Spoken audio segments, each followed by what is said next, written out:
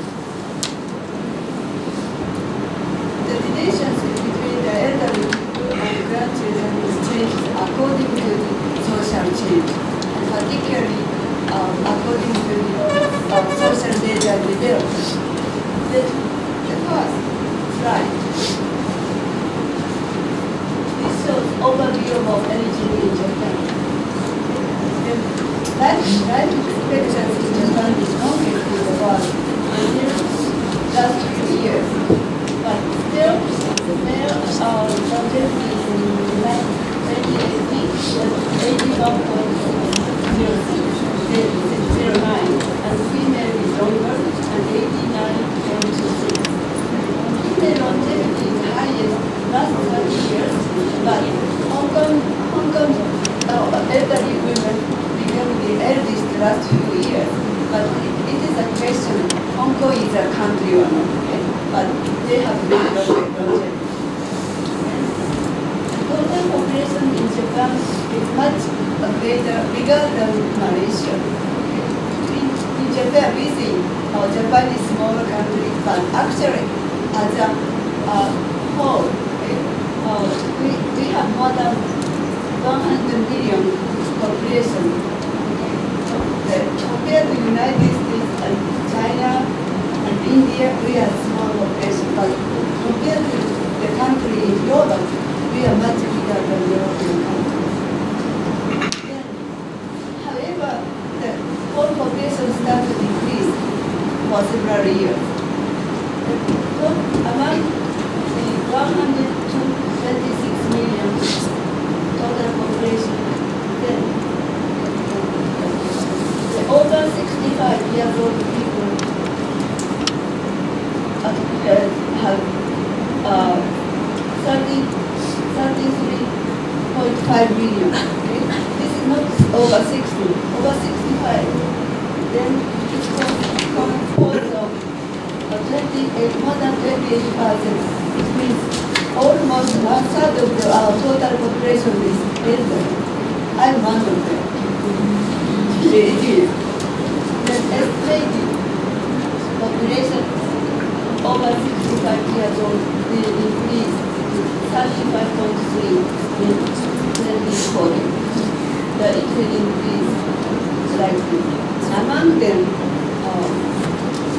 very older people become larger. This is a chart for the growing, developing, increasing our longevity. Here, this is 1947. This is just after the World War II. At that time, our longevity was here is 53.9, and male longevity was 50.0. That's just above 50. However, it increased this rate, and it's come to 86, right? That's really rapid increase. Now, last year, male longevity is 181, and female longevity is 87. During from 47, during 71 years, longevity increased more than 30 years. It's a really big change. So I'm saying, in Japan, to be 20 years old is considered an adult. Okay? After 20 years old, the longevity doubled during 71 years. It means we can live twice as long as for the adult age compared to this age, just after World War. Then the other very astonishing trend is mushroom centenarians. Centenarian means people who are 100 years old.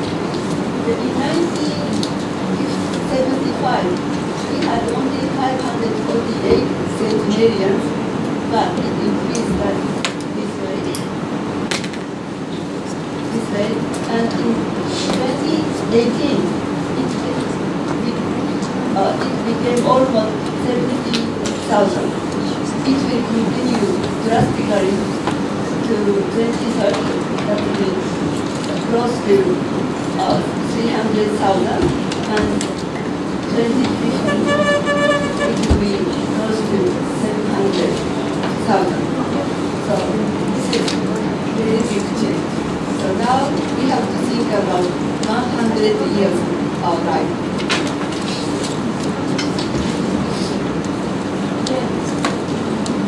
During 70 years, living arrangements for the elderly have changed greatly.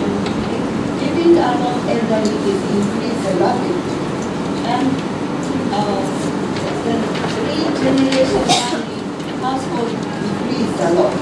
It means 3 generation household means elderly people are living with children's family, and it has grandparents, parents, and grandchildren. Okay? So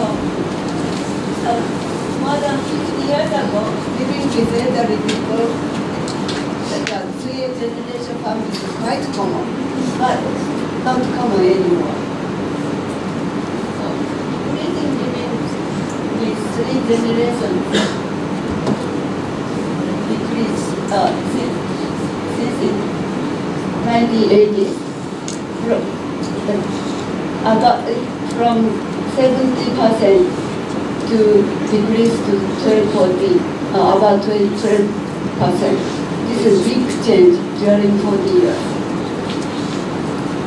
Also, the increase in living alone is increased 3.7 to 26.3. This is the graph chart for the show the living arrangement. Living with children, it means 3 generation family declining this way, and this is the linear line for the living with only some spouse. Okay? But after spouse, one spouse died, elderly people be alone. But still, this is now people became alone, they live alone. This is living alone area. Increase steady. Okay, this one is the bar graph of increasing living alone. Okay? The pink bar shows the living alone female, and the bottom one, this is for male. It means more than twice elderly women are living alone than men. The reason is women have longer longevity, one side, and the other side is usually husband is older than women. But it is changing, particularly for the younger generation. They don't care which is older or women. Then, now we said, not aging society, super aging society in Japan. Then in 2025, then over 65 will be more than 30. Then in 2050, it will be close to 40. Increasing, then there's some trend among the elderly people. We can see increasing for elderly people. And now, 30% to elderly have saving this than, I don't know why this bar comes this way. It has to be this way. 10 million. 6.4% of them have less than 1 million or zero saving in 2013. Then for the elderly people, we have public assistance, but we have public pensions. It started in 1961. Okay? So this is universal pension.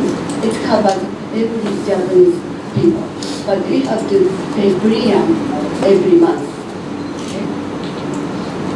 When people become the age of 20. So the average payment for the pension, the public pension might be 55,473 yen per month. That would be about $500 US a month. Okay? Then we have employer's pension. The employer pension is according to the income and according to their ranks, where the people working for the company. Okay? Then this will differ from the people to people because everybody are different from the ranks of working years, and also the different, each of them have different income. But basic pension is completely same. Say people have to pay a premium every month for the same amount, and they will get back according to their length, how many months they have paid in. So, increasing for elderly, elderly men are more isolated than women. This is quite serious because I think many of them are women here, including myself. Women can get along with other people very quickly to start chatting at me and then, but not men into them. Then increasing elderly person on public pension, public assistance, but this is welfare, okay? Then welfare will give 30,000 yen for living and 50,000 yen for housing per month in Tokyo area. But this payment will be differ from the big city to the very rural area because life, the living cost is different from the big city to the rural area. But we have public assistance, but it is not easy to get it because there are many restrictions who can applicable or not. Then the maximum monthly benefit of national pension, it means basic pension, is less than 70,000 yen. 70,000 yen per month means almost 700 US dollars per month. Maybe that would be good enough to live in this country, but price is higher in Japan. Okay?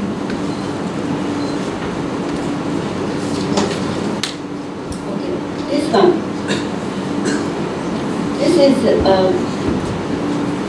growth chart. Then where they get the income. Okay. Then this shows here the big part is public pension. So almost 70% of their income is coming from pension, public pension. And here, this is still some people are working, they have income, then asset income and others. Then it means so many elderly people, or I would say, the elderly people in Japan is heavily depending on public pension.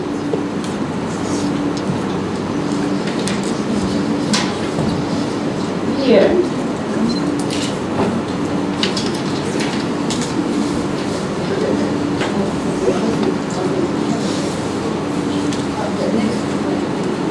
to go back.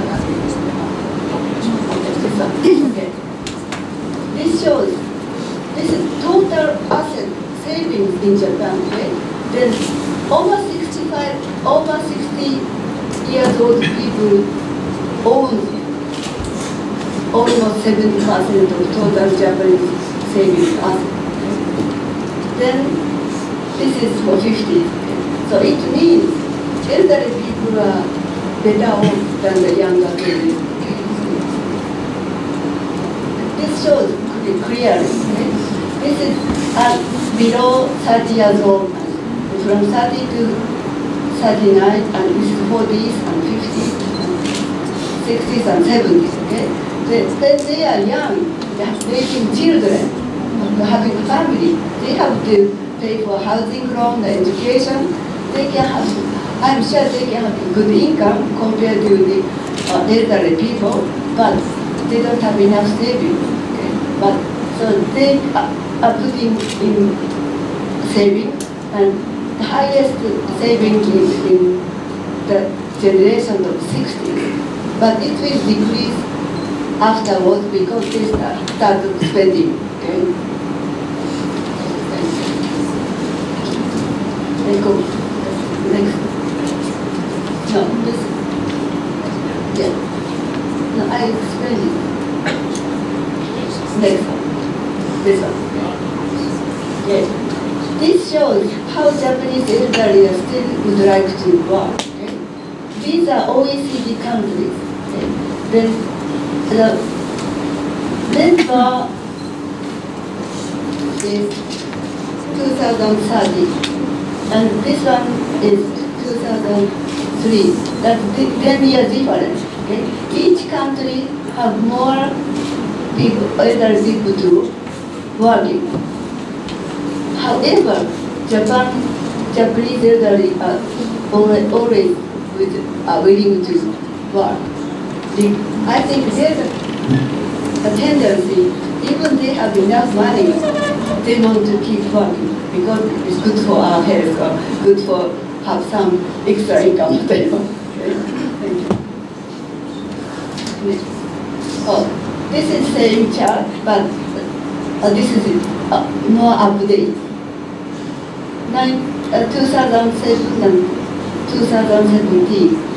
See, there's the same trend. Japan is highest among the OECD countries.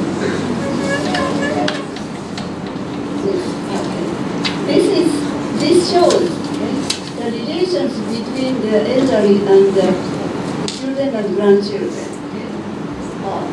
This line shows, the yellow line shows, how would you like to keep contact with children, to ask elderly people. In 1980, maybe it is to be more in 1960s, but here, almost 60% of the elderly people want to be with children and grandchildren. It means living together, okay? Then this is constantly declining. And the blue line shows to see each other once in a while, to go dining or to have leisure together. That is increasing. This is a trend. See? Then, because I showed you the Japanese contemporary elderly have enough money, they would like to spend money for the grandchildren.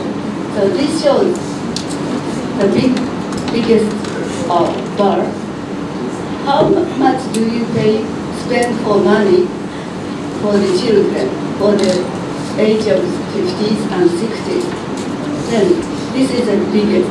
Then 1万円 is 10,000 yen, from 10,000 yen to 50,000 yen. This is biggest. Then as the price goes up, it will decrease. However, look at here. This one, it's a little bit higher than this. This is 500 yen to 1 million yen per year. Not amount, per year. 1 million yen means 100,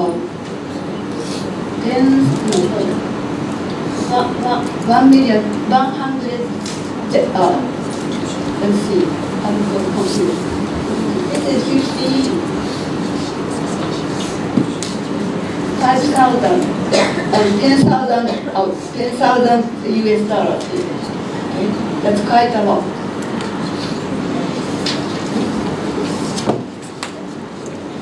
Then, here. What do they buy or what do they spend? The biggest expenditure is giving cash. The gift. Whenever something happens, we say focus guidance and spending money for the gift. This is the biggest. Cash is biggest. And second is dining out together. And buying toys and games and school supplies, books, and the ceremonial, I would say ceremonial means when the children become 3 years or 5 years and 7 years, we have particular ceremony. At that time, grandparents buy fancy clothes and gifts for them. Also, when grandchildren go to school, they will buy something for the celebration, celebrating going to school, and also for the, when they become year old 20, they will have some gift, get a big expenditure. Then buying clothes or jewelry for them. So 10,000 big expenditure for the grandchildren. Okay, then grandparents want to would like to dining out with children and grandchildren. Then this shows who is paying for, okay, when they go out, when they travel together or eating together. So this says mostly elderly pays, okay? That's more than 80%. Then the second one is divided into two. Children means adult children, okay? They have, and maybe this time I'll pay this one, but maybe next time, but for them, I don't know, just divide into two for bill, I don't know, but anyway, about half, okay? Then this one, the children means the parents, okay? Parents pay almost parents, children pay only 3.8, so it means maybe grandparents are paying for dining out at night. I can say if grandparents don't pay, they don't go.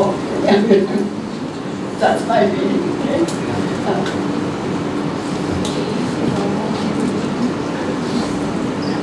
Okay, this is some research result. Aside newspaper, this is one of the biggest newspaper company in Japan. Asahi News Company research. Then in 2018, then the sample is only more than 200, but this is interesting. Magosodate, it means raising grandchildren or nursing grandchildren. Okay? Then seeing grandchildren every day among this population is about 1/3. This includes living together. But among 1/3, 30%, about 1/3, 35% of them want to decrease to be with them. Okay? The reason is they wish to relax by themselves. It is too tiring and difficult to make own schedule, and they want to enjoy more own hobbies. That's the reason. These elderly people want to decrease the time to be with grandchildren, or decrease raising or nursing children, like babysitting. Then Marco showed that the same thing which I showed you already, the spending for grandchildren. This result shows a very similar result. The majority elderly people spend between 50,000 yen to 1 million yen per year. This is about $500 to $1,000 per year. Then, however, about 60% of them spend below 100 yen. Then 80% spend 500,000. Okay? Then they are spending quite a lot of money for the grandparents or grandchildren, but many of them are very happy to spend money for grandchildren. But some people feel this is financial burden. If people don't have enough money, of course there are some people who have enough money, but we also have poor elderly people. But for the poor elderly people, that's a big pressure. I must buy, I must give something, because that's their pride. I'm giving them this. They cannot buy or spend enough money for the children they feel happy.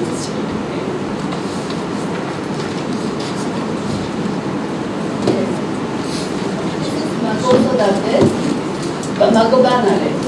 Banare means going leaving, okay?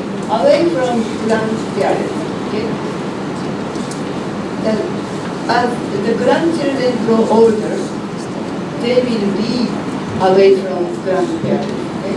Then the cutting age is age of 5 and age of 11. Okay? Then at the age of 6 is entering time to elementary school. The age of 11 years is going to the junior high. Okay? So that is the cutting point. But when they are little, the grandparents are badly, very big. Really want to see the cute baby children, to see, enjoy and having with them. But the grandchildren grow older, they are cutting. Some of them become naughty or are not very cute, right? So those of grandchildren don't want to visit grandparents anymore. Then the reason of magobanare is consideration to parents. Okay? Parents means grandparents' children, okay? Because many grandparents think, oh, don't step into the magosodate or raising grandchildren too much, because grandchildren are not ours. Okay? It's for the children's children. Okay? They try to reserve, not to invade it too much. The declining grandchildren's health, as the grandchildren grow older and become taller and strong, tougher, then grandparents become weaker, okay? The reverse relation. Then our grandparents are getting older, but they are losing health and strength. Then it is getting difficult to take care of grandchildren, bigger grandchildren. And losing their leisure time, many of them would like to enjoy by themselves their hobbies and social life. The grandchildren are tended to be independent too as they grow older. They become busy for preparing for the entrance examination. The age of 5, they go to elementary school. Majority of Japanese kids go to private government school in the community. Elementary school and junior high schools are compulsory education and free, the tuition free. But there are some private ones. Some rich people would like to put their children to the private school. Okay? At that time, they have to prepare for the entrance exam. And then many of them go to private junior high, then they have to prepare for entrance exam. That's a good reason or excuse to away from grandparents. Then this is a very interesting place in Japan. Elderly is happy for little grandchildren to come visit the grandparents, but also they are happy for them to leave because it's too tiring and noisy. Right? This is, many of my friends say, oh, I'm happy for them to come, but don't stay too long, it's too tiring. That's okay.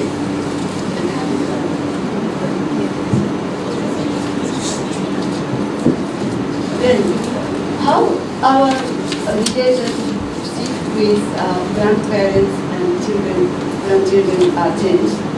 Okay? There is a background. Okay? As a family, taking care of these elderly parents is very important role. But in Asia, particularly Asian countries, it's a filial piety. That's supporting elderly parents and make them happy. This is big, very value for the Asian.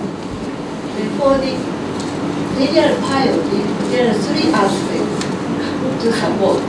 Financial support and physical support includes caregiving and psychological support.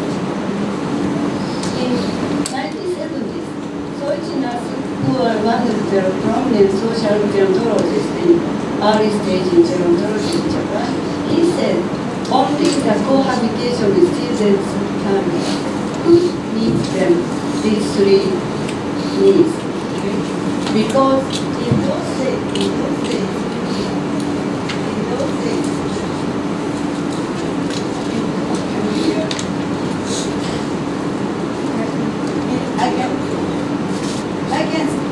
I can make it quicker. In those days, there's no pension, no medical insurance, no public no universal pension, no universal medical care until 1961. But after that, when people get sick, it is easy to access the hospital. The medical care is quite. Oh, okay. I think I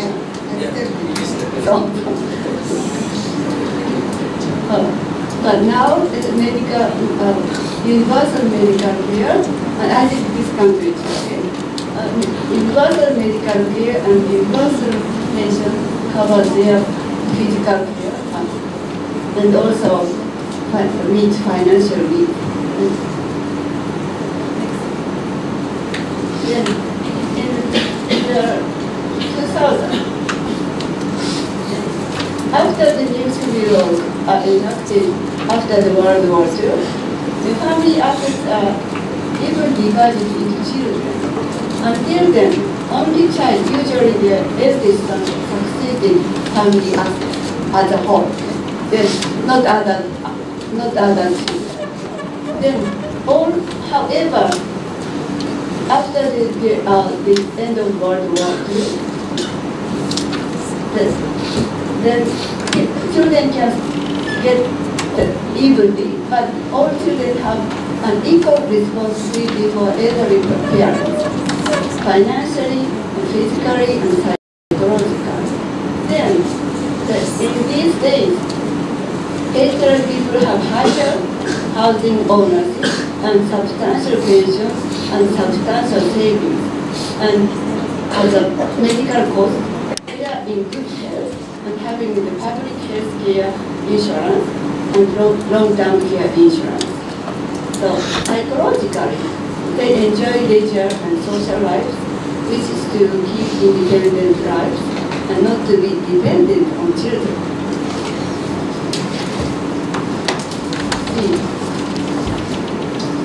Then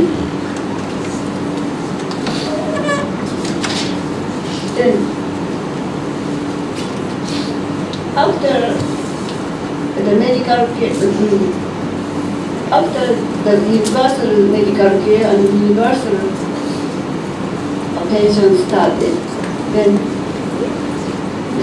long-term care insurance came out. But before the long-term care insurance, we had the so-called gold grant in the 90s. Okay? But before 90s, we had a home care service and some services, but it's very limited. It's means tested for the needy elderly people, not universal, but selected services. But in 1990s, okay, the gold grant provided more services. Then it includes the middle-income people too. But fees are paid according with the individual income. These very poor people, only poor people could receive services in these days. But here, these services are available for everybody. But people have to pay according to their income. Then in April 2000, then National Long-Term Care Insurance started.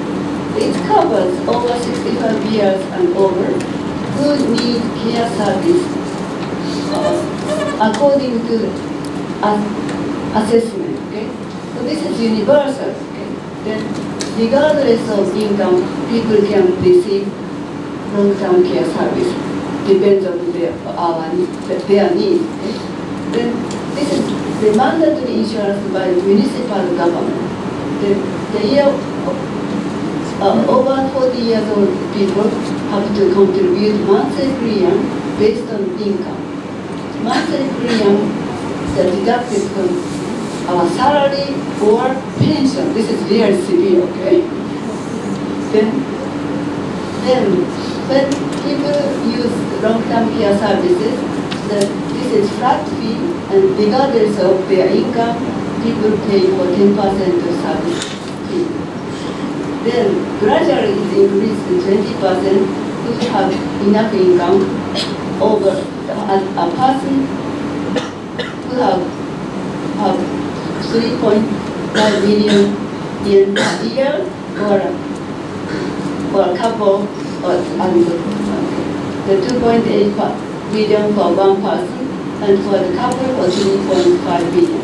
It started 2015. Okay, I am really afraid when I need this care. I don't know how much I have to pay. Okay, it will increase because we have more elderly people. Right. Then under long-term care service, we have three major services: home care services, community-based services, and facility services. Then each area have integrated community care center. Then there are so-called care managers. They plan the care services according to the individual needs. Okay. I just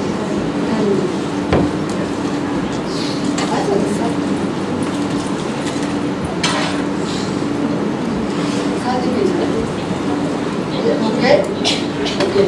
Then current issue and reform of long-term care insurance increases expenditure with increasing of elderly population. So number shortage, long waiting list for the nursing home, because Japan developed many services and nursing care units. However, we have very severe shortage for people to work, non-power. Then particularly this year, this April, government started to include more people from Indonesia, Philippines, and Vietnam. I don't think it's Malaysia. Then if we are welcome for the foreigners to come to work in Japan, this is the big change. Then according to the needs means there are 5 care level and 2 assistant level. According to the needs assessment, then people are placed to the levels among 7 levels.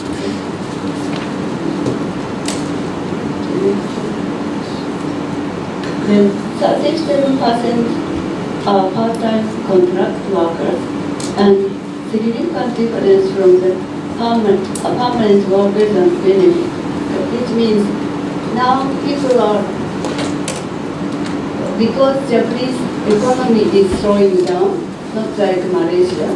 So our economy is reached the plateau and it's coming like this. It's very fragile. So young people, particularly for young people, many of them don't get good permanent job. So many young people are having trouble to get good job, and also average income is decreasing.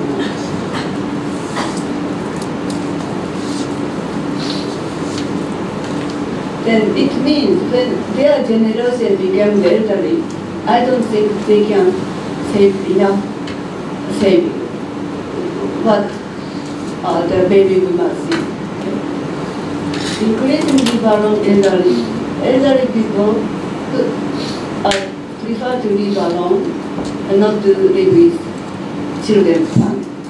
The three-generation family is decreasing, but living with unmarried children is increasing. This means, particularly after Japanese bubble economy erupted, we had a very serious economy, and many young people couldn't get a proper job. Then this now is around 40 years old. This is just age for the children's age for the baby boomers. So now World War baby boomers, they had a good saving, they had a good financial plan. However, now they are having a different phase. Their children are not independent enough. So then it means that unmarried were not to have a good job. Middle-aged children are living with their elderly parents. That is coming. The shortage of caregivers now invite care workers from foreign countries, living in Malaysia and Vietnam.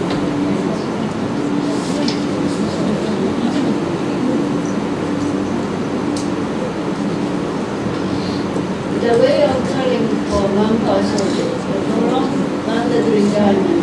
We have mandatory retirement, maybe here too. For the public employee, the mandatory retirement is 65 in general, and then it was 60. The people live to 60. They have to leave the work regardless of their abilities or health. However, this is one idea to let them work longer and contribute to society and not to give them pension. The pensional age will increase to the 65 to 70 in the near future. Then foreign workers and promote married women to be a workforce. There are many Japanese married women not full-time workers. But now Japanese government encourages married women to have full-time work. Then I can tell you from this October, child care and kindergarten will be free regardless of family income. But we have to pay for 10% of sales tax.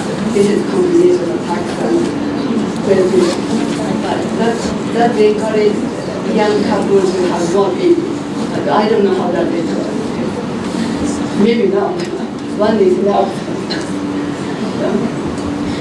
The community invite foreign workers. The community is to work both private and public sector. Then we have to depend on community network and privately and public sector. Not only dependent national social media. Developing genetic technology, IoT, robots. Then we have to do many things. Local government, neighborhood network, and private investment. The solution might be the next way. Then this is a chart. Here the elderly people in the community, they are living in their own house, and here is a hospital and doctor, and the daycare center, and institute for the elderly people. This is the community work, and here the care manager, he belongs to the integrated community center. Each area, each community has this system throughout Japan. So this is the size of community for the junior high school district. It will be 100.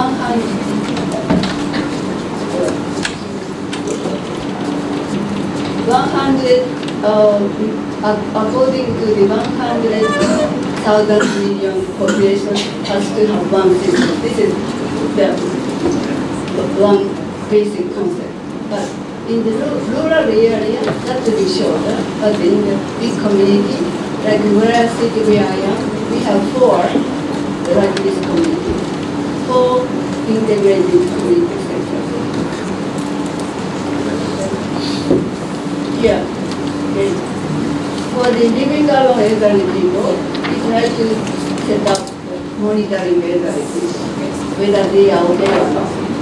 Fix some sensors here and there in the house and find out is he okay or is he okay to be around. This is also looking over elderly people. Set some assets in the house, in the private house. The monitoring by either private company or local government. So there are many ways to monitoring, watching over elderly people, internet, some gadgets, so many things which we have to try. Then here, this is really fancy wheelchair, which is used recently. That's the wheelchair, but this is very fancy. This size is quite expensive. Then this is named wheel. Can move without strong power. This is old the battery we have, okay? That's old, not to use by hand. Okay? People can. Then this is barrier-free. Then we have barrier-free act. Barrier-free act was enacted in 2000. Then it is supposed to be barrier-free for public area, train station, official places. Then this wheelchair can climb up 7.5 centimeters for the gap and 10% of slope, and even for the many paddles.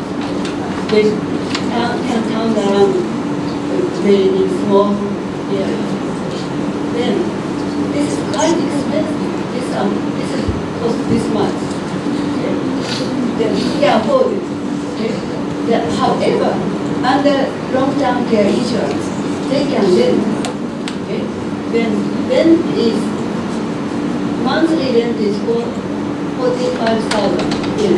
However, do you remember people pay only 10% of fee. Okay? It comes down to 4,500 yen per month.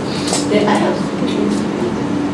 have seen some people who are going with this wheelchair to go museum or park, whatever. Then this person, this is near my condo, okay? That shopping center. I have seen this woman. She's moving around with this wheelchair. Then I asked her, is it okay if I take your picture? But not with your phone, okay? Then she said, okay. She's here. Inside this door is the shopping center, okay? She goes shopping by herself. She goes hospital by herself. Then those convenience store, this is something new, okay? Convenience store.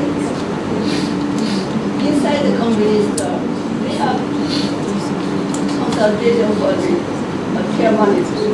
It is easier for people to go to convenience store rather than the government office. Okay. So we have to depend on robot, okay? Supporting care to carrying something and supporting independence and supporting communication. And the breakdown. Many people have backache, but this is robot. Breakdown easily. This is also automatic assistant. This is chair. Then people can put this and here it is a basket. people can put shopping inside and they can go like this. Yeah, this is Kabocha. She's speaks. Yeah, she's not even speak. It is a kind of thing that is, yeah. This is paper. Paper is used in the daycare center or nursing home. It has many programs in it. Exercise or singing about them. I have seen paper is doing something in the elderly people. This is paper is like very common in Japan. So we try. This is something new trial. Then drones carry them shopping to the mountain side or the balcony to the condo, whatever. I don't know how that is. This is an experimental stage. Thank you. Thank you for your attention.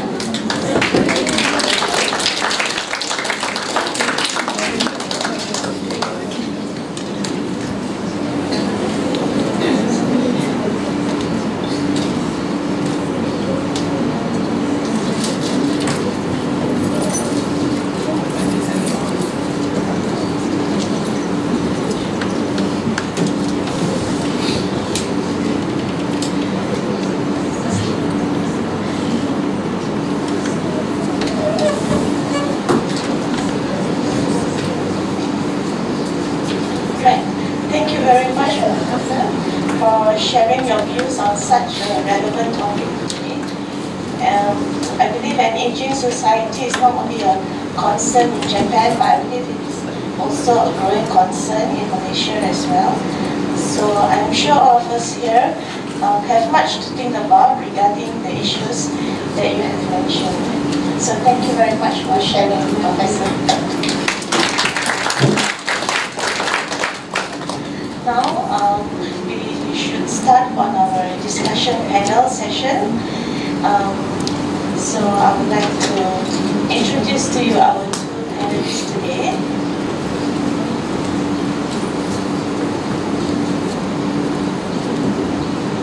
Okay, our first panelist is Associate Professor Dr. Rahima Ibrahim. Yes.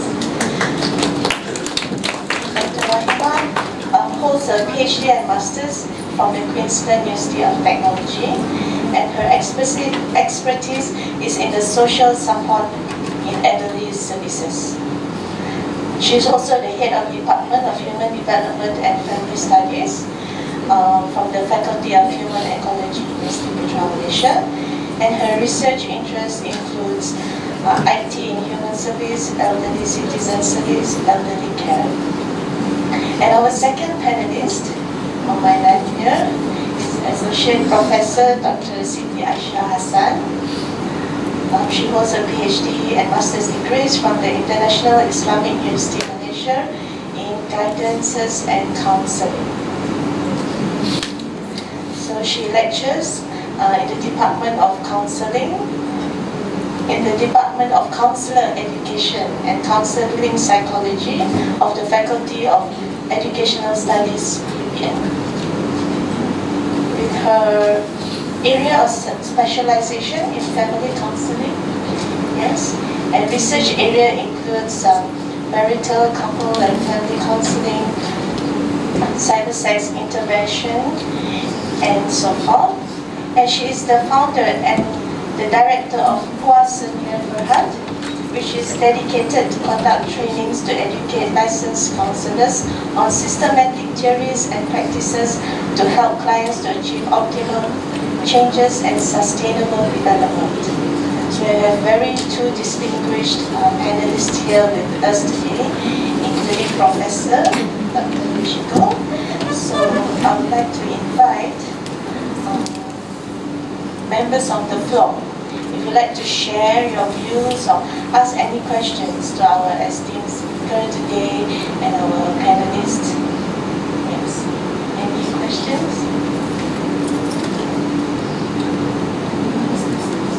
And ideas? Yes.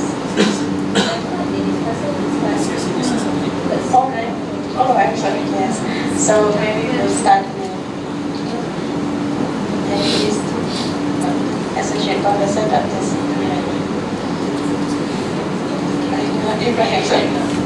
Thank you, Chairperson.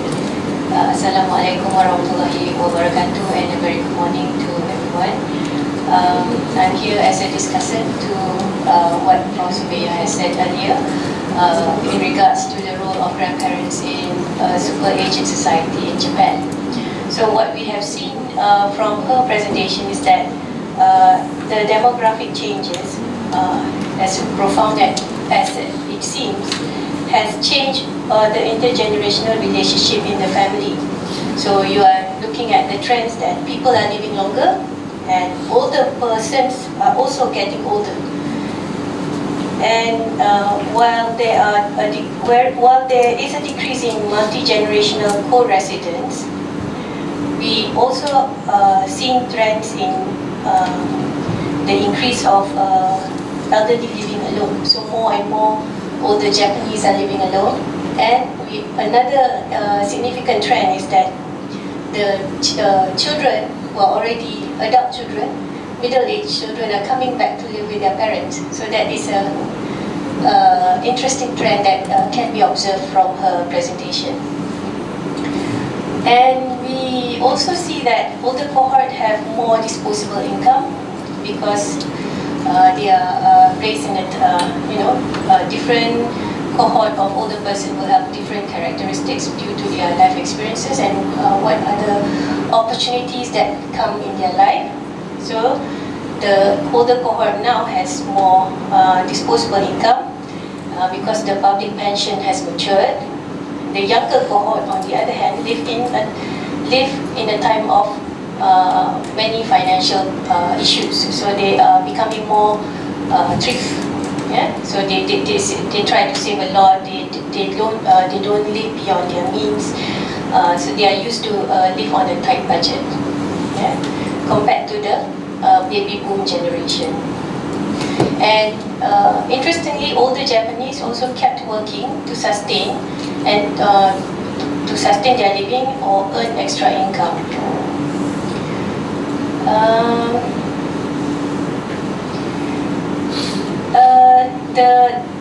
The role of the grandparents is also changing, as you can see, due to the fact that older Japanese now can access long-term care insurance for their health care and also for their social services. So the family role is already shifting towards providing more interaction and psychological support rather than providing finance, providing money or personal care. So that will be all from me. If you have any further questions, you can ask me later. Thank you.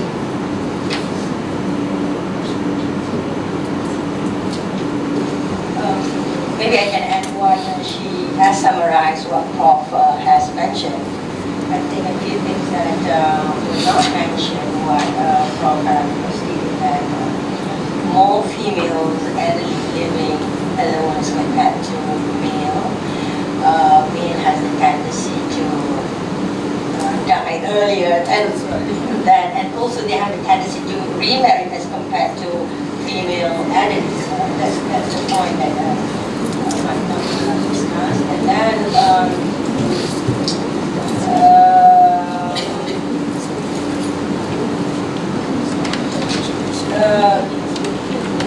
what Dr. Rahima mentioned just now, that we can see that children are returning back to the parents, to their grandparents. This is the single unmarried child. If I'm not mistaken, those who do not earn that goal do not own enough. Yeah. They don't leave their parents' house. They living until even they are in the 40s or something. Yeah, then they live with their elderly parents. So this is the generation where they do not have good income, and also the generation, the new cohort of elderly will not have as much saving as the earlier cohort. Yeah, that's right, right. Not only saving, but they want to get the good pension either.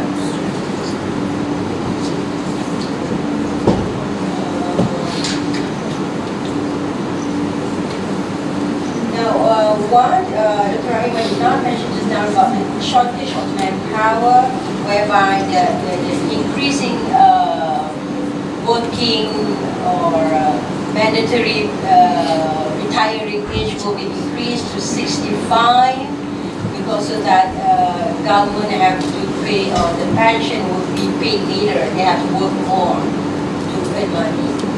And also to promote, I think in comparison to women here in Malaysia, Japanese married women are less in employment, right?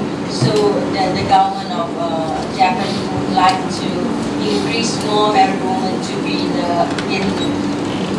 employed, right? And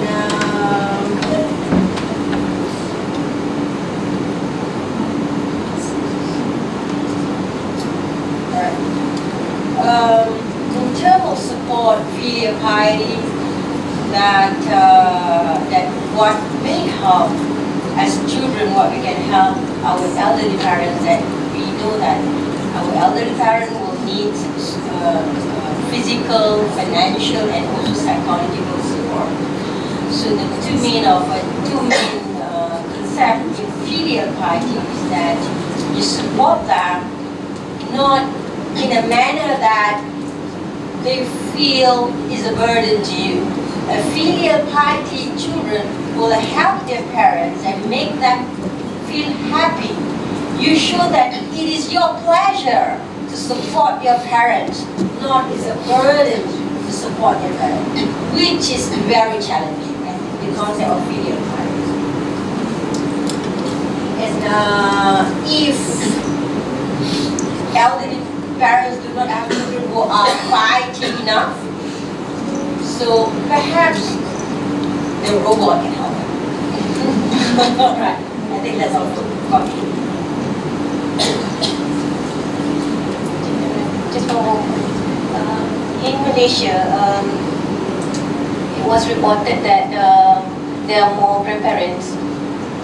The prevalence of grandparents is higher in the rural areas compared to the urban areas. But we are seeing a significant change in trends where, because of the urbanization of places, so more and more older persons are now living in urban areas, and grandparenting is also happening more and more in urban areas as well. And one of the major concern of grandparents who are living in the urban area is congestion, and also that, you know, as a main person in the family, where the children will come and visit, you know, so you have a lot of parked cars in front of your house when the whole family comes to visit you. So, and the houses in the urban areas are not built for multi-generational or even large families. So it is a problem for grandparents to sustain that family or kin relations in the urban areas. That's what we found from our interviews with grandparents as well. And we are also seeing that when grandparents are young and healthy, they can afford to visit their grandchildren, you know, traveling by car or by public transport. You know, taking the MRT or ERL to visit their grandchildren. But somehow as they get older, these visits become less frequent, and they can't maintain that relations as much in the family. So the traveling mode of grandparents will decrease as they get older and less healthy.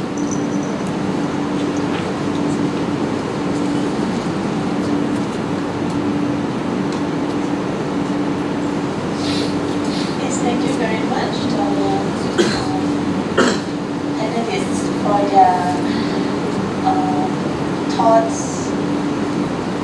and ideas on our professor's presentation just now. So maybe, yes. Now I would like to invite you, if you have your own personal ideas, thoughts, questions you want to share with our panelists and professor today.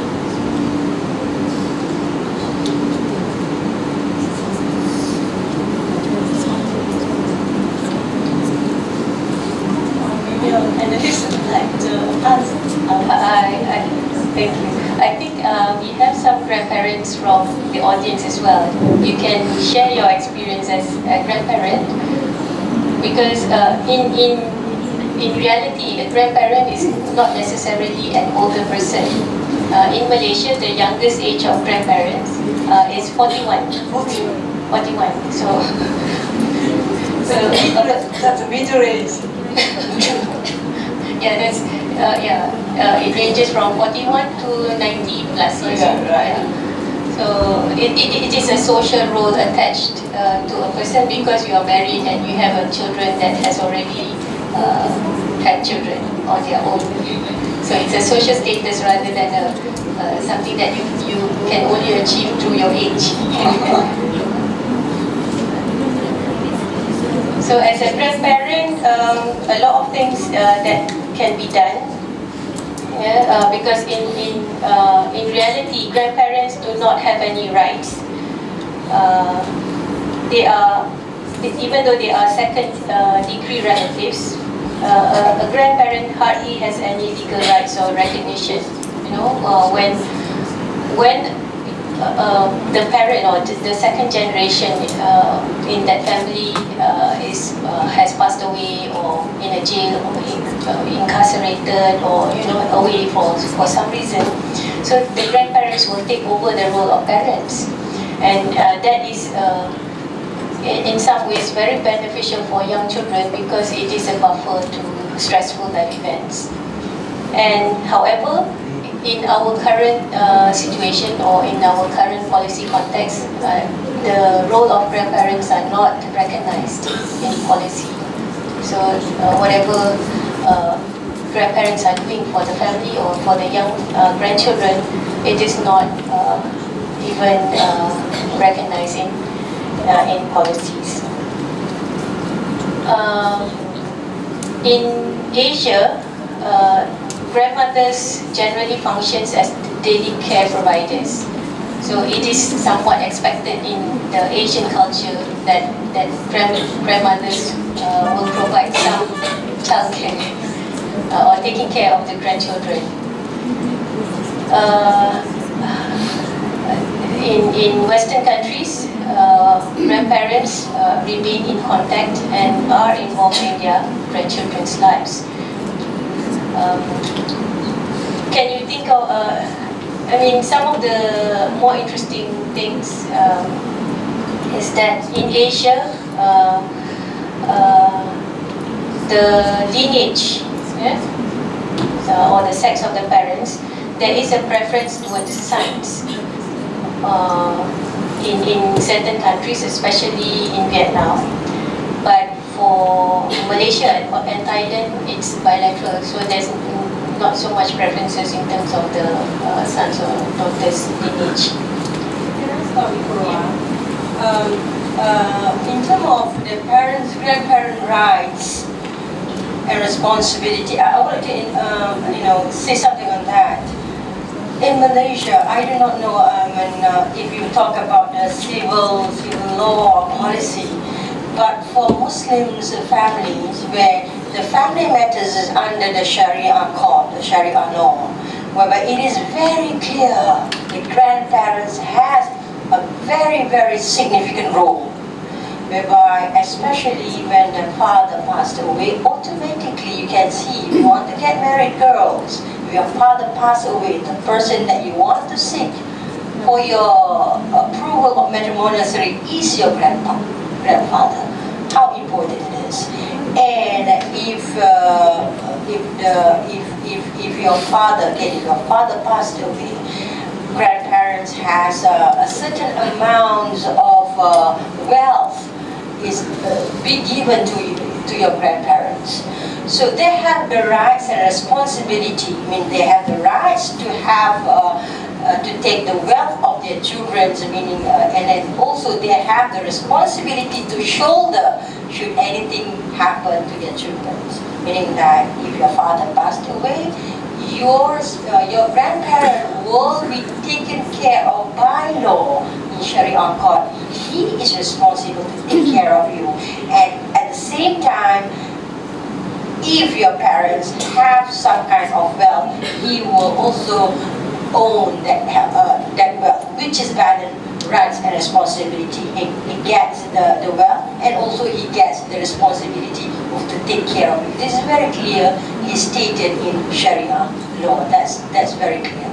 For Muslims, family members, grandparent has big role in raising children, and also determine, especially when the father is not available. May I interrupt? Actually, with regard to the explanation from Aisha just now, actually, yes, the grandparents have rights over the granddaughters, but it's only from the paternal side, not from the maternal side. It's very clear. Yes, Paternal, okay. So even though the Islamic Sharia law have a provision with regard to the maintenance of the grandparent, but it's really on general matters, it's really still disputable whether to what extent the grandparents has more rights over the grandchildren. Even though in the child custody cases, the child courts, not all the judges in the child court have clear ideas on why and how they should given the rights to the grandfathers, because we know that the child custody issue is still contested in the Sharia courts. So there are so many issues available. Thank you.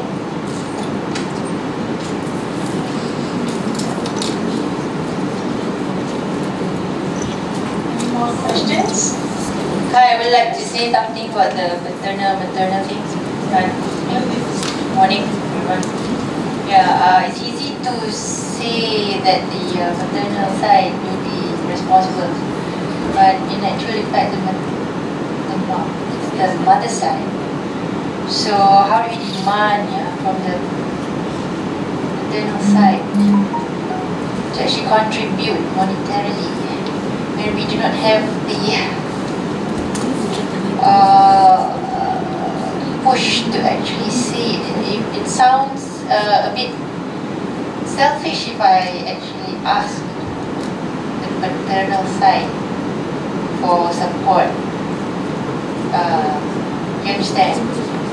So we tend to give way, as usual, the ladies' side, although it's stated in the court. We don't want to look and end up being too selfish. Yeah, in that sense. So the only way is to get the child to go to their grandparents' other side and maybe ask for the angpao, or yeah, it's very difficult to ask for it because some people know the thing but they don't actually practice it. Yeah, this Sharia thing. As you've mentioned, sometimes the grandparent issue also, the responsibility is actually towards the son, but it's not practiced. Excuses are given, multitude of excuses are given. Everyone's too busy or something. It always boils down to ladies. So ladies are always being the martyr, despite all your laws and everything that has been stated and weighed. So, and the reluctance of our society to actually bring the grandparents out and about, as we have seen in other societies, European, Japanese. Over here, I see cultural differences, especially among Malays, which abandon their grandparents and leave them to operate or wait at home, from dusk till dawn, without anybody bothering to put them out in a wheelchair, get some vitamin D at least in the morning, as compared to Japan. Probably they are walking about. Chinese also they are walking about, even Indians. But the Malays have a terrible reluctance to actually move as they get older. And only the youth now doing it. And we actually have to rely on the grandchildren now. Because there's the middle part. After 4 generations, 2 generations decide to give up. So who's left? Grandchild. Who's going to do it? Who's going to carry that lady out or man out to a park to actually do it? Yeah. That's observed by other societies. Despite having technology, if we were even given the wheelchair, it's not being done. If you were given a piece of upe, you know upe? Yeah. We would even pull her out or him of the house just to get some vitamin D. Would you do that when she actually, or he, can actually do that when you were young? It's an attitude problem. Why are you not even thinking that physical aspects of an elderly is very important, even if he or she cannot walk?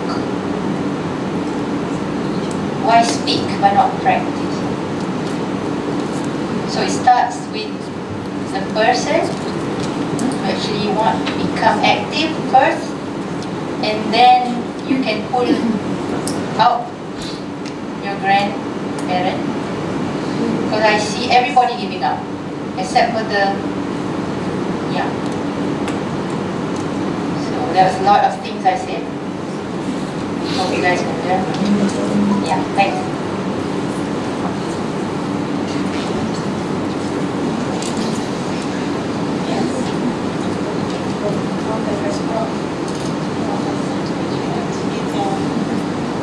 Okay. I am not clear what would you like to say exactly, but as far as I understand, according to Sharia law, the grandparents have a strong responsibility after the grandchildren's father passed away, right?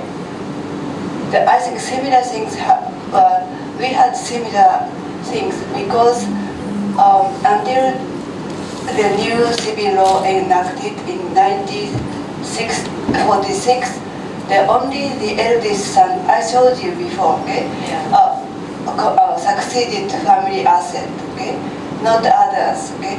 It means that's a really patriarchal family system, okay. Then eldest son succeeded the family, and also he is responsible to take care of the other families. Okay, so if the someone is losing jobs and coming to the original family, and also children lost a parents, and they have to take care of other siblings' children. Something happened. Okay. I think it was quite similar, but after we have the new civil law enacted, okay, everybody became equal. And then family asset is divided into equally. Okay, then then the attitude didn't change so soon, but nowadays people feel. Not for the youngest elderly have a responsibility anymore. Then we have social service. That's one side. And also now many parents want to prefer more girls rather than boys. Okay. The reason is boys doesn't provide financial support anymore. Okay. So because social pension will provide financial support, okay? Then in that time, in this way, girls are more helpful, okay? Just coming to visit the parents, do something at the home, okay? Then they can have elderly people can have more close relations with girls rather than boys, okay? Usually boys, after marriage, they the daughter-in-laws go to their own family, okay? Visit more often to their own family, and not to visit to the husband family, okay? Then now people are happy to have more girls rather than boys. There also the other point which you mentioned about is what is that? The not responsibility, going out, right? Yeah. Yeah. So I would say about 50 years ago, people are ashamed to, elderly people are ashamed to go out when people can creep to out. I don't see many wheelchair when I was young, I was little, okay? But now, not only elderly people, people have injured, okay? So many people are going home, shopping mall with wheelchair. Then I am so astonished. Now the train station and railway working people are just waiting for the wheelchair to come on the platform. Okay, then railway company get the information someone is coming to this train and to this door or whatever. Then the other train, people are waiting for the wheelchair people to come off, get off here or there. Then each station has either lift or slope, okay, escalator. Then it is accessible for the wheelchair people to go now. That whole society has changed. Particularly in my area, I can see so many wheelchair people, not only for the elderly. People have had injured. So then on the other side,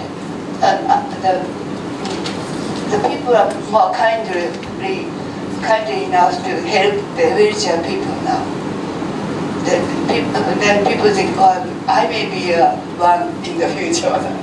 Exactly. And we see a lot of ladies representing the forum today and the questions. Thank you, ladies. I see. So there's a question of the caring when the elders are older, right?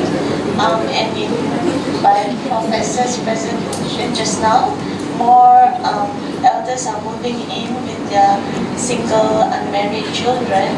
I was just curious about Malaysia. What is the trend now in the elderly community? Are they living alone or with their children, families?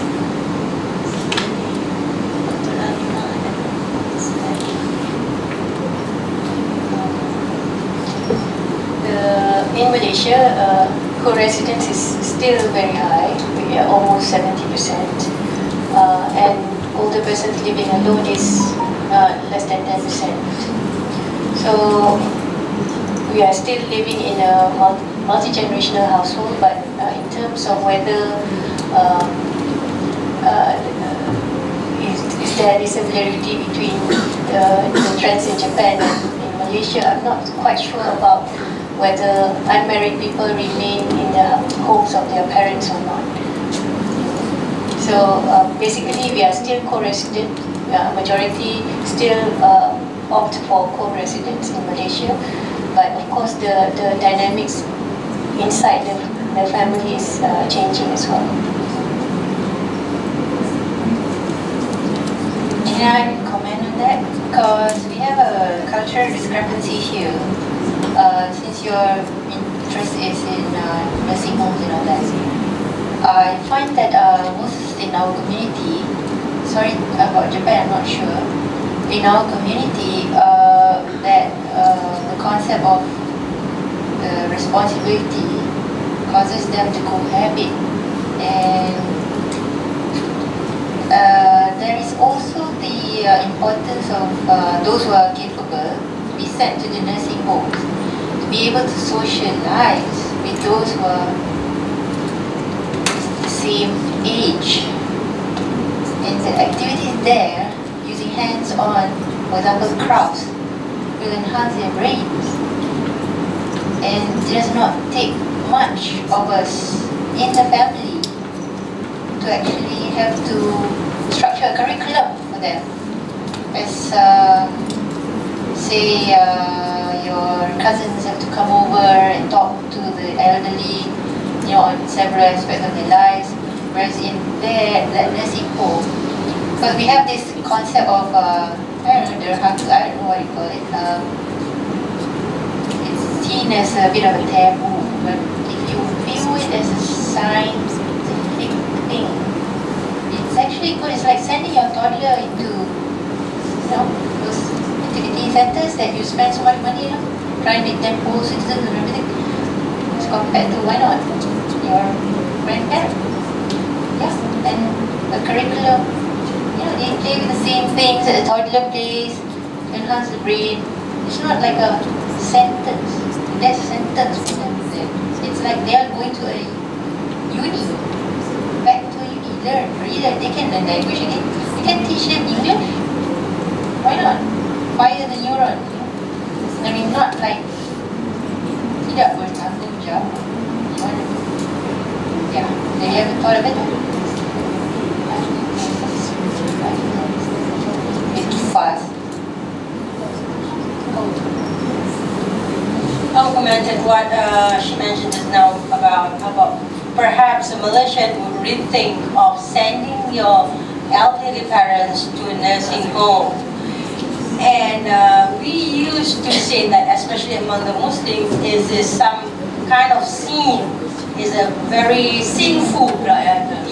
You send your parents to nursing home like you are very bad children. However, considering that through my observation, my clients and I found that especially when elderly people staying home alone during daytime because their children going to work, their grandchildren go to school, their children, both husband and wife of that family, nucleus family going to work, and then the grandparent, the elderly person will stay home alone. This make them feel even worse because they will feel depressed, nobody talk, and then they wait from morning until very late, and then they have nobody to talk, and they become sicker. And then one of my clients experienced now, she feel very, like sending her father to a nursing home, but she's not sure about whether this is a good move or not, whether I'll be considered as a sinner. And then, as my client, and then finally we decided, through her agreement, then she chose to send to the nursing home. And then, of course, nursing home, sending your parents to the nursing home does not mean that you just abandon them. So she sent in the morning and take in the evening, all right? And then after not that very long, after 2 weeks, she discovered her father, her late father, and her late father become much better in terms of psychology, because he has friends, he has activities, like not only play games, but of course in the elderly they have they make this as Muslim 5-time prayers. They can pray congregational, which is a very the father would like to go to mosque for every time, 5 times a day congregational, but who's there to bring him to the mosque? Sending this her father to this daycare center, he can fulfill his responsibility as a man for 5-time congregational prayers, and he has besides the congregational prayer, he has a class to improve her knowledge. These elderly people, especially Muslim, they are thinking about life after. All right, so if we set activities that will bring them to the nirvana, to the life after that, they will be much happier because they are seeing that they are going to the heaven in after that. That psychologically change his father very soon and become very better. Okay, I will stand up, okay, because I can't see you.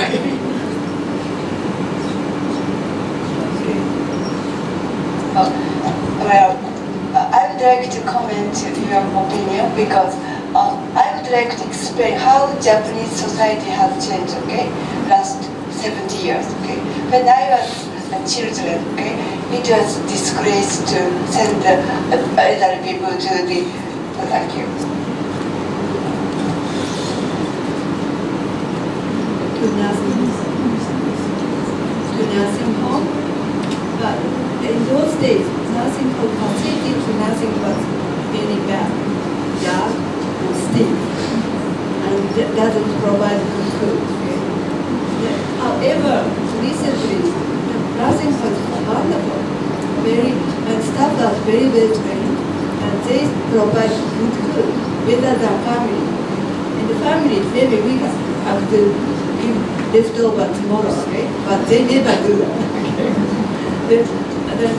So staff are very well trained because they have to be licensed. Then there are some expensive private nursing homes, but on average, every nursing home is covered under long-term care insurance. So it is very comfortable now for the elderly people to go to nursing home rather than staying alone during the day. Then also, what shall I say? It is not displacing because this is one thing. Okay? The year 2000, the long-term care started. We have to pay monthly premium for the insurance. Okay? Then our psychology has changed. Okay? We are paying for their long-term care insurance. It's a time to use it, regardless of the home care service or the institutional care. Then your society will change in the future. So, Professor, are you familiar with the concept of kintsugi? Kintsugi in Japan. Kintsugi? You know the ceramic bowl that the Emperor of Japan repaired with gold? Is a culture of kintsugi. Have you heard of it? Kintsugi. This is a concept of Japan. Yeah, it's a famous concept in Japan where anything that is old or broken can be repaired. So, for example, if the person is incapable of a wheelchair, you use the exoskeleton. You know, yeah. So, has it been done in Japan for old people? Yeah. You are more familiar with it. I'm interested in that. Oh, I see. I don't think it's really common idea. I don't know. Okay, thank you very much. Yeah. I would like to know the question and opinion from the young generations here.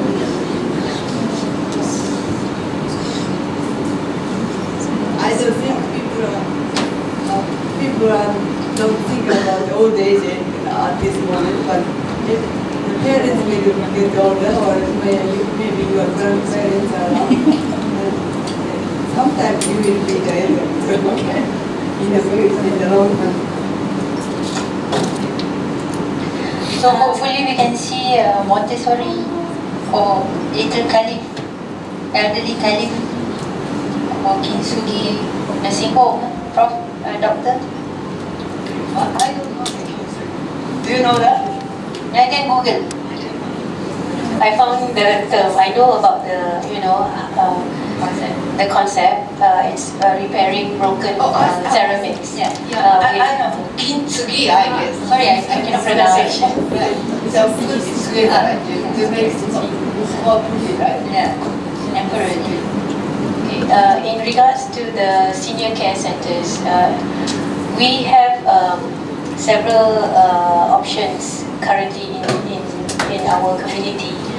First of all, we have the senior citizen activity center on Pawe, and also there are a lot of other senior citizen clubs as well around the areas. one of the upcoming initiatives by the Malaysian Research Institute of Aging is to develop a daycare center for the elderly. So it's upcoming as well. And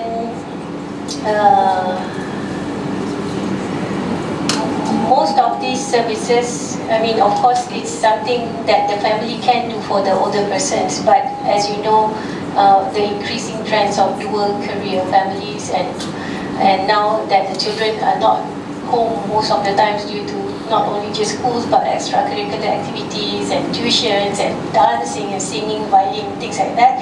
So family members are not at home to socialize with the older grandparents. So we are going to see the trend of senior citizen center or senior residential care centers in the future as well. Yes, I see some faces here, very young faces. Professor requests to question her. Greetings, everybody, and to Professor Dr. Yoshiko. My name is Balkis. I'm one of the students in this faculty of human ecology.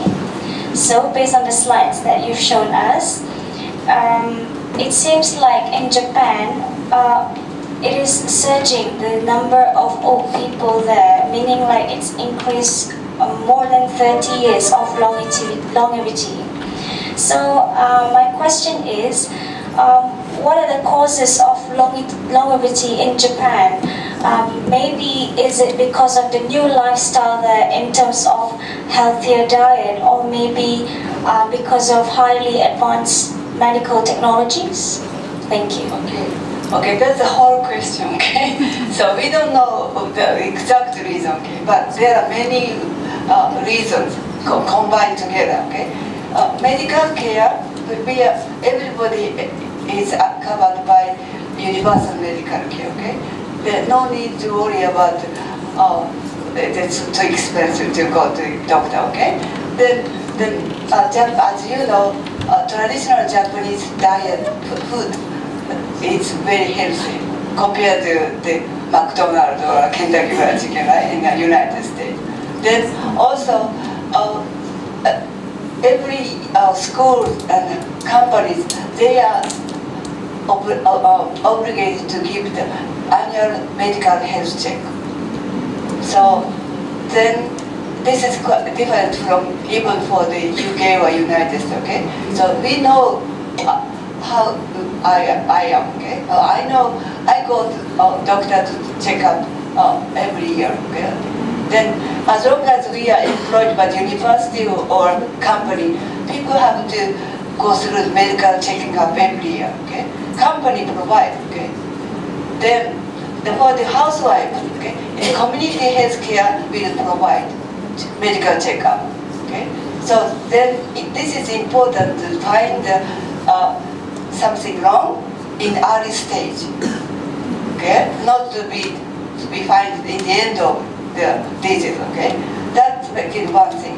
And also, people are very careful how to eat, how to exercise, and being fit, okay? So I try to move around. I started to go fitness since 2 years ago. I do yoga and also do some exercise, okay? Try to keep me fit. And also, what shall I say? To be active, okay? This is one of my active aging exercise, to come to some places to give a talk, okay? This is my one way of keep me active, okay? Then whole country is very conscious how to live well. Then nobody wants to be bedridden, okay?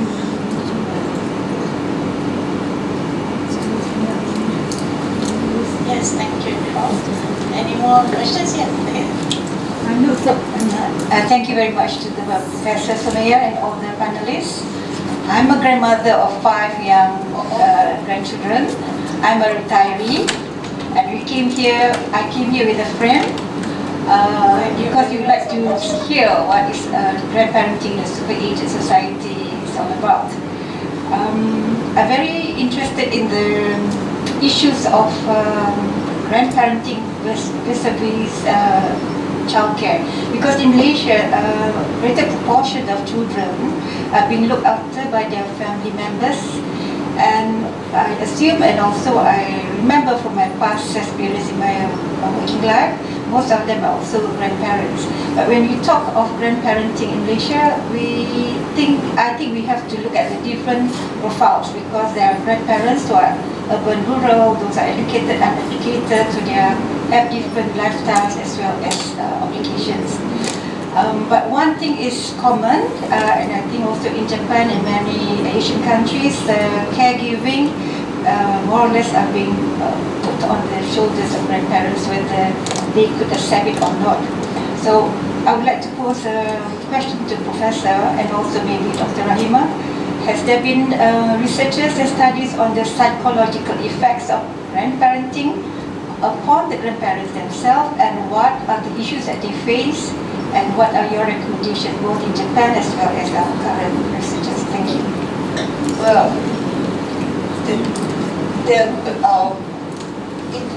your question is the psychological effect, right? Yes. And studies conducted, and studies or research conducted in Japan.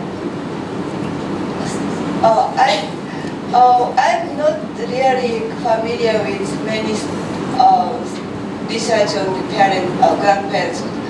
But this time, Rahim asked me, why don't you talk to the issue of grandparents? I looked for many research, so it doesn't mean I could cover whole. Okay, I just fix here and there.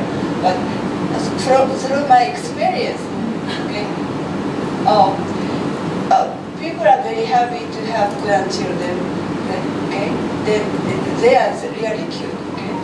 When they are young, but until they go to school, I guess, okay? Yeah.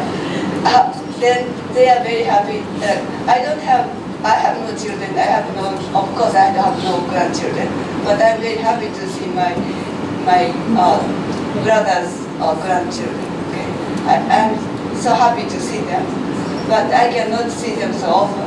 But I would say the grandparents are happy to see the growth of the grandchildren, and also very happy for the grandchildren to be loved by the grandparents. This is very universal, I guess. But in Japan, okay, as I told you, the three household, three generation living arrangement is decreasing. So it means they have to go together somewhere or visiting each other. It's the only opportunity for them to communicate. Maybe they can talk on the chat or telephone, whatever. But the opportunity to see each other is decreasing, I would say. But it is really certain. Both grandparents and grandchildren are happy to see them. This is true. But not too much, because grandparents get so tired when they are coming. So I have the same feeling. My brother's grandchildren came to my place. Okay? They keep moving around. Okay? I got so tired. They are cute, but oh my goodness, that's a feeling. Thank you. I will respond a little bit on whatever research that I know of. Okay, based on the research on grandparents in Malaysia, those who have higher educational attainment, good health status, and good relationship with their grandchildren, and that the adult children are not divorced or in a marital conflict, they would experience greater psychological well-being. So it means that when things are going well, and when you are in a good socio-economic status, the experience of grandparenthood will be better for that person. On the other hand, if the older person is unhealthy or living, having some family conflict, or do not have enough income, they might be at risk. So that's the findings that we got from the research. So it's good and well for those who are able to have a good life or to have a good relations with their grandchildren. But for those who are not, especially if they are sick, it will be harder for them to feel, to achieve well-being in old age. Yes, thank you, Dr. Rahima and Professor Yoshiko. I think basically what we can see from the discussion and presentations, it seems that grandparenting or the environment of grandparenthood is all interrelated with the babysitting, with the marital, the children's marital situations, economic situations, even health and psychological well-being, right? Yeah, so maybe just a little bit more from Professor, how grandparenting and grandparenthood is actually all related towards the family unit, probably. Yes. Before I answer to that question, before I wrap up, I want to reserve this question. It's a very naughty question for Professor.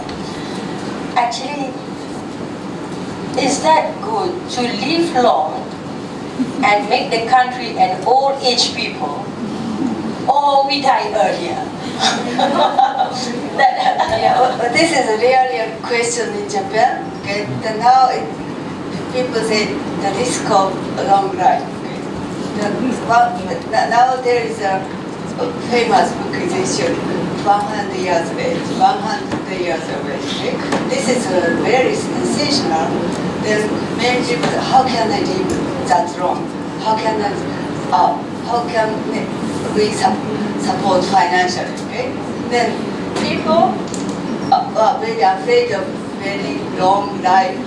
In that way, if people don't have good health and not have enough money, I think that's a really terrible situation.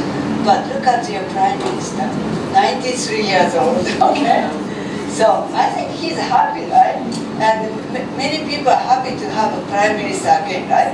Mahathir, right? And so as long, I feel, if I can keep my health long enough, and as long as I can move around, that will be okay. But I don't know how long I can keep. That's a good question.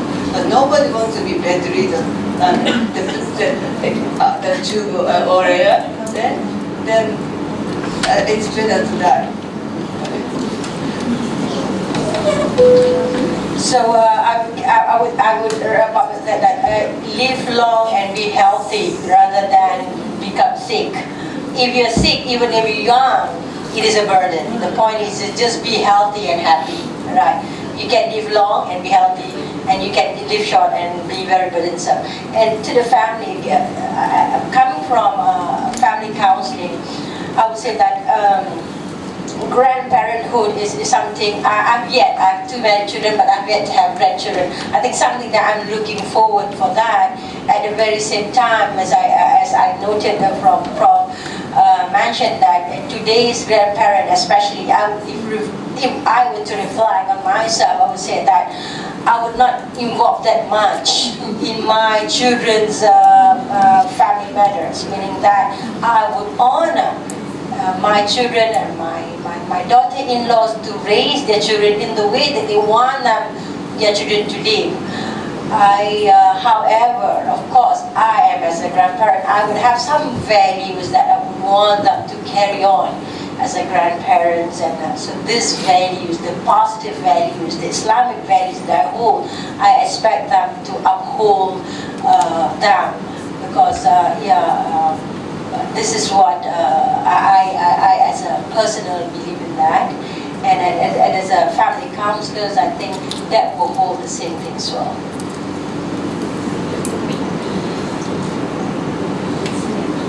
Wow, okay, so it's such a broad topic actually, and going deeper into the questions and the discussions, right, you can suddenly realize that with an aging society and the growing number of elderly citizens in Malaysia and in Japan as well, we should actually start looking at all these arising issues that can come up of the elderly in a rapidly aging population, such as economic securities, health and well-being, emotional and spiritual worlds, about solitude probably, yes, and psychological insecurities, social spaces, housing, personal cares, and so many things to consider. And yeah, as a younger generation, it makes us kind of worry and start thinking, right, about old age. So yes, I'm sorry, but that's all the time we have today. Thank you so much for the questions and all the opinions given. And yes, maybe I would, before I go out, just say thank you very much, Professor Dr. Yoshiko, for taking the time.